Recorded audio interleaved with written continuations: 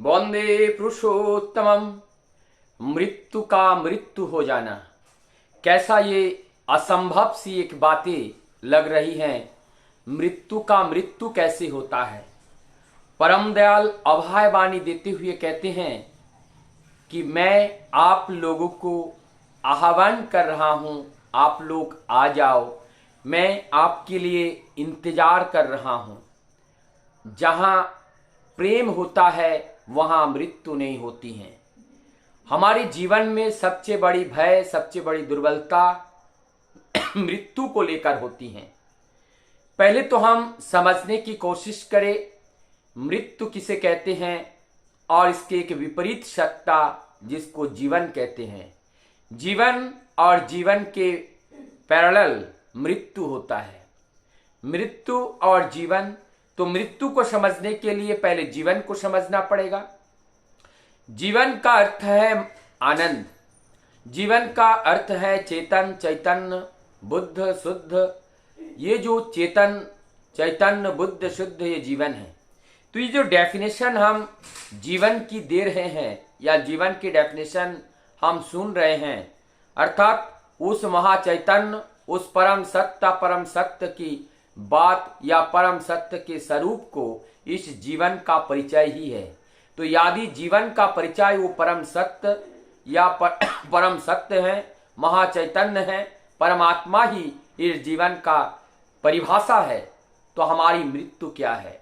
ये जो आत्मा जिसको हम कहते हैं, चाहे हम उसको आत्मा कहे चाहे परमात्मा कहे, ये जो आत्मा की संज्ञा जहां दी जाती है, ये तो अमर हैं, अजर हैं, ये अविकृत हैं, ये अचल हैं, ये अदृश्य हैं और ये सर्वभूत में हैं और ये अनंत हैं, ये असीम हैं।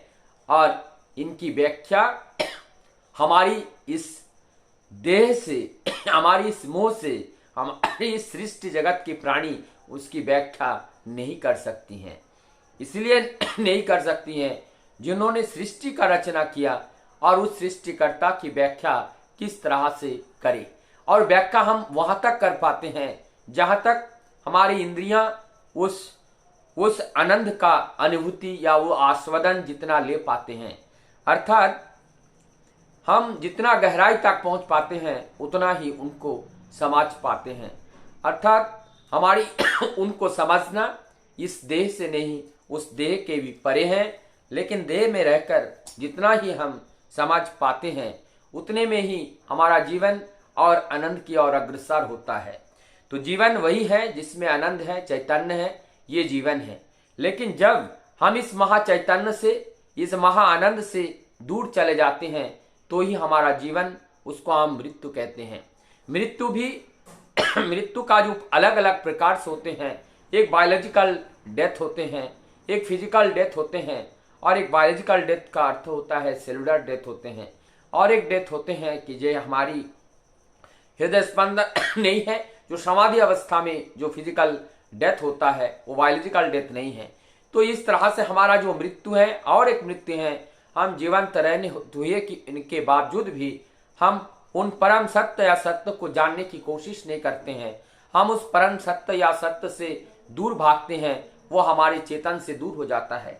और एक मृत्यु ये है कि हम जीते जी हम प्रभु को नहीं समझ पाते हैं, हम जीते जी उनका गुणगान नहीं करते हैं, हम जीते जी उस सत्य का विचारण नहीं करते हैं, हम जीते जी उस परम सत्य को जानने का हम प्रयास नहीं करते हैं। तो ये जो हमारी परम सत्य हैं जिनको हम जानने का प्रयास नहीं करते हैं, उनसे पीछे मुड़ करके हम दूर चले जाते हैं, ये मृत्यु है।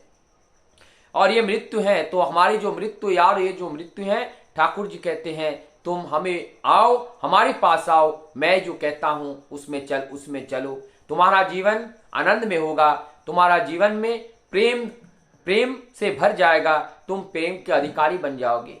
क्योंकि प्रेमिक जब तक नहीं बन पाते हैं तब तक वो प्रेम का वितरण नहीं कर पाते हैं। जगत में लोगों को बांधने के लिए कोई धागा से नहीं बांधा जा सकता है, कोई रस्सी से नहीं बांधा जा सकता है।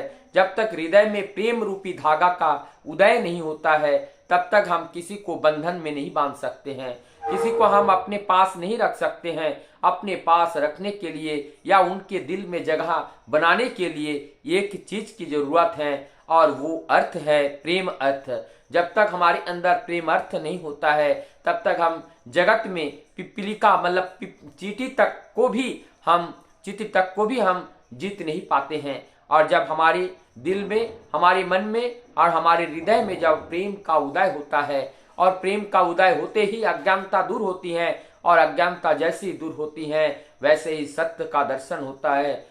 और जब सत्य का दर्शन होते हैं तो हम उन सत्य की प्रयोजन को पूर्ण करने के लिए जो कार्य करते हैं, जो सेवा करते हैं, वही वास्तव सेवा होते हैं, वो प्रयोजन पूर्ण सेवा होते हैं और वही सेवा ही कल्याणकारी होते हैं। ऐसे कल्याणकारी सेवा को करने के लिए हृदय में प्रेम होना अत्यंत आवश्यकता है और प्रेम होने के लिए जीवंत रहना अत्यंत आवश्यकता है। मृत्यु के दास बनकर या मृत्यु की तरह बनकर और मृत्यु देह की तरह जीवंत देह, इस देह को देखने में जीवंत लगते हैं लेकिन हम मृत्यु होते हैं क्योंकि हमारे जीवन में भय ग्रास कर जाते हैं। हम भौतिक जगत को ही सत्य समझ बैठते हैं और वास्तव में जो दुनिया है, जो सत्य है, सत्य को ही कोई हम समझने की कोशिश नहीं करते हैं। जगत को जब सत्य मान करके जीवन को चलाने का प्रयास करते हैं तभी ये जीवन की दुख आती है। आइए हम परम सत्य को जाने, प्रभु की जो पुकार को सुने और प्रभु के निर्देश को सुन करके प्रभु के पास पहुंचे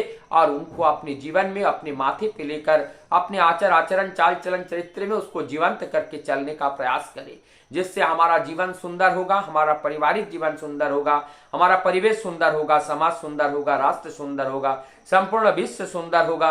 पुनः एक बार इस धरती पर स्वर्ग राज्य की स्थापना होगी और जो सत्य युग की कल्पना लोग करते हैं वो सत्य युग का सृजन भी और सत्य युग का सृजन पुनः इस धरती पर स्थापित होगा। ऐसे ही युग युग पे पुरुषोत्तम जब आते हैं सत्य युग का सृजन करने के लिए आते हैं। पुरुषोत्तम का आगमन ही ये सत्य युग का सृजन करने के लिए होते हैं।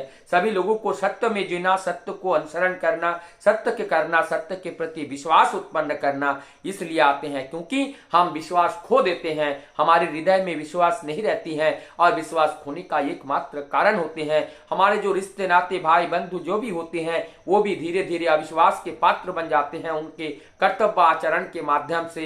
और ऐसा जब हो जाते हैं हम मृत्यु के कगार पर हम केवल भूत ही रहते हैं लेकिन हम मनुष्य के उस तत्व को हमारे अंदर रख नहीं पाते हैं, हमारे अंदर वो नहीं रहता है और हम सब भूल जाते हैं। इसलिए हमारे हृदय में प्रेम रूपी जो बीज है उस प्रेम रूपी बीज को हम वहां पे रोपण नहीं कर पाते हैं और जब प्रेम रूपी बीज का रोपण नहीं होता है तो फल रूपी वृक्ष का उदय नहीं होता है और जब फल रूपी वृक्ष का उदय नहीं होगा तब उस फल जब नहीं पाते हैं जीवन में वो परम आनंद का अनुभूति हम जीवन में नहीं कर सकते हैं। तो आइए परम पिता को ग्रहण करके उनको चरणाश्रित होकर के जीवन को चलायमान करें, हम भी आनंद में रहे और सबको आनंद का ये रूपी जो प्रसाद है, आनंद रूपी जो अमृत है वो सबको वितरण करे। वंदे प्रसोद।